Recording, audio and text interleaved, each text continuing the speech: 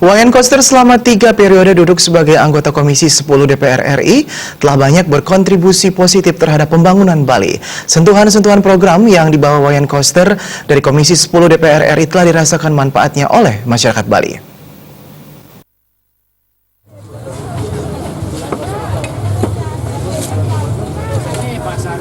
Di sela-sela masa kampanye Pilgub Bali di Kabupaten Buleleng, calon gubernur nomor urut 1 Wayan Koster KBS menyempatkan diri belusukan ke pasar tradisional Banyu Asri. Dalam setiap kampanye, paslon nomor urut 1 ini selalu meluangkan waktu untuk meninjau pasar tradisional untuk melihat lebih dekat kondisi pasar tradisional. Dalam belusukannya ini, Jago Bali Wayan Koster mendapat sambutan hangat dari pedagang maupun pengunjung pasar. Nama Wayan Koster ternyata sudah tidak asing lagi di mata masyarakat bumi Ki Barak Panji Sakti. Jauh sebelum Wayan Koster maju sebagai calon gubernur Bali, ia telah meninggalkan jejak hasil kerjanya sebagai anggota DPR RI. Kepopuleran nama Wayan Koster diutarakan sejumlah pedagang dan pengunjung saat belusukan cagup nomor urut 1 ini di pasar Banyu Asri.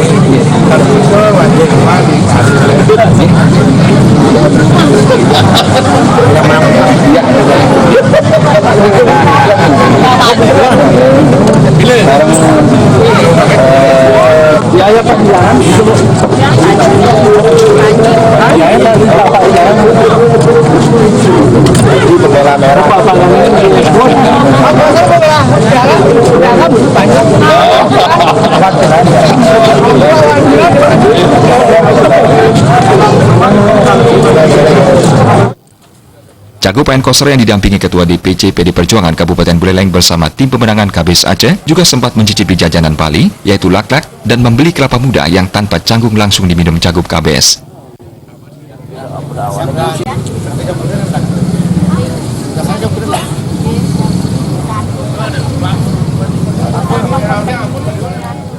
Pada malam harinya, Cagup Bali nomor urut 1 Wayan Koster bersama tim pemenangan KBS Aceh Kabupaten Buleleng mengunjungi pasar malam di lapangan Buana Patra, serangkaian HUT ke-414 Kota Singaraja.